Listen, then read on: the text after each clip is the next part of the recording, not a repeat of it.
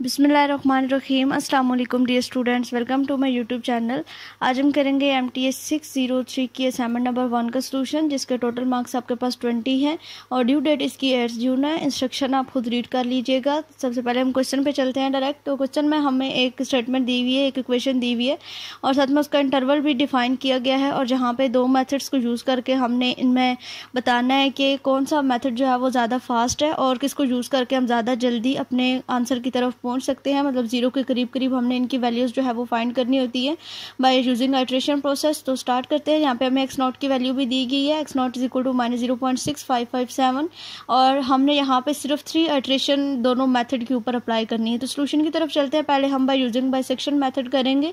Iteration number 1 है। First iteration में हमने क्या किया, जो हमें फंक्शन दिया गया था और जो वैल्यूज़ दोनों दी गई, इंटरवल भी डिफाइन है। x1 की वैल्यू भी हमने ले ली और x नॉट की वैल्यू भी हमें दी गई थी। तो x नॉट की वैल्यू सिंपल हमने ये जो फंक्शन है, इस फंक्शन में हमने एक्स नॉट की वैल्यूज़ को पुट किया। सिंपल कैलकुलेशंस हमने की कैलकुलेटर के ऊपर, तो हमारे पास ये वैल्यू आ गई यहाँ पे।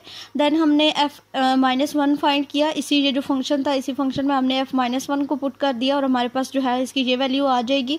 अब इन दोनों के दरमियान जो रूट लाई करेगा, हमारे पास इसकी एक नेगेटिव वैल्यू आ गई और एक पॉजिटिव वैल्यू आ गई है, यानी कि ये लेस देन 0 है दोनों वैल्यूज़।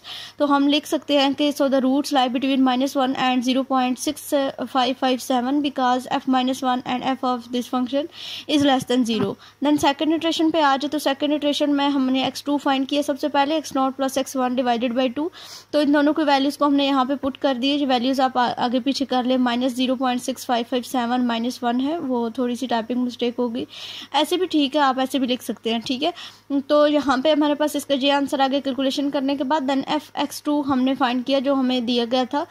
इसी में हमने जो है जो x2 की वैल्यू ये हमने अभी निकाली है, ये जो हमारे पास फंक्शन गिवन था, इसी फंक्शन में हमने ये वाली वैल्यूज़ को अब पुट किया और कैलकुलेशंस करने के बाद हमारे पास ये आंसर आ जाएगा। अब इसने बोला कि हमारे पास इन दोनों के दरमियान जो है वो हमारा सोल्यूशन लाई करेगा बिकॉज ये भी जो है वो लेस देन 0 के हैं।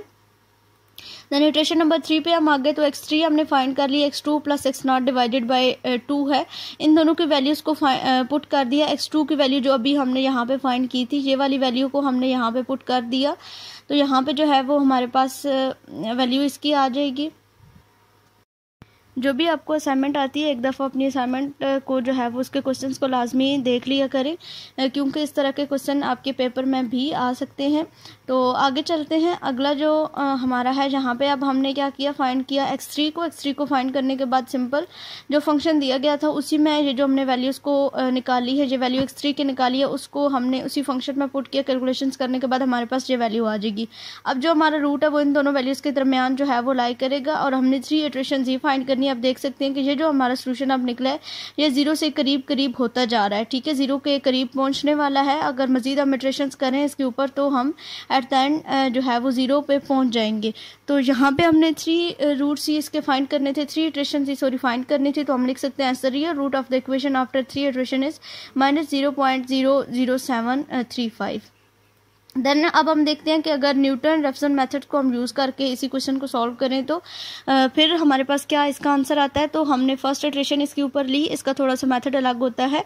इसमें हमने जो है वो x0 x1 वो सारी वैल्यूज़ को नहीं फाइंड करना होता, हमें x0 जो गिवन था उसी को हमने इस फंक्शन में पुट किया और पुट करने के बाद जो है वो हमारे पास ये इसका आंसर आ जाएगा। देन हमने यहाँ पर डेरिवेटिव लेना होता है। जो फंक्शन हमें गिवन था उसी फंक्शन का हमने डेरिवेटिव लिया, f'(x) 2x का डेरिवेटिव cos x का derivative sin x and plus ex का डेरिवेटिव आपके पास ex आ जाएगा। यहाँ पे सॉरी माइनस sin x आएगा जब इसका डेरिवेटिव लेंगे, ठीक है। यहाँ पे आपके पास माइनस sin x आएगा। यहाँ पे हम माइनस कर लेते हैं, यहाँ पे हमारे पास आएगा minus sin x।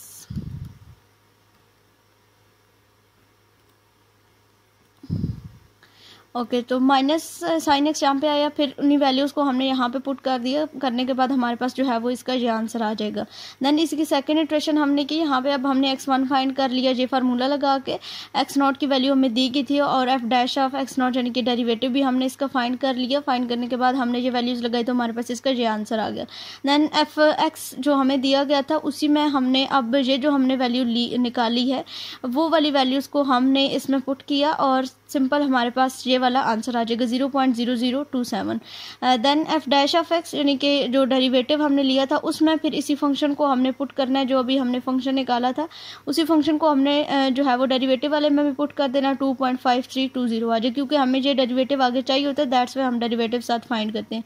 Third iteration पे हम आ गए तो इधर हमें x2 इक्वल टू, पहले हमने x2 फाइंड कर लिया क्योंकि थर्ड इटरेशन के लिए हमें x2 की वैल्यू चाहिए, तो x2 हमने फाइंड कर लिया दिस फार्मूला यूज़ करके, एफ x1 की वैल्यू और एफ डैश x1 की वैल्यू को यूज़ करके हमने यहाँ पे आंसर जो है वो इसका सिंपल कैलकुलेशंस की, तो हमारे पास ये इसका आंसर आ जाएगा।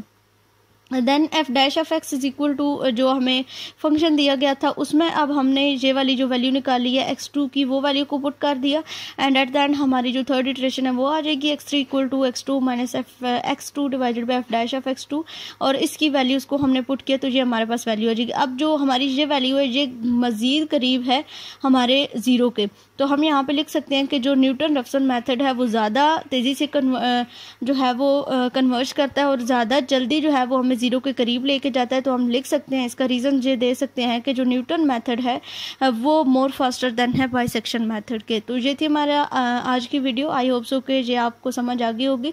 अगर कोई भी कन्फ्यूजन हो तो आप पूछ सकते हैं। मिलते हैं अपने अगले लेक्चर में, तब तक के लिए अल्लाह हाफिज़।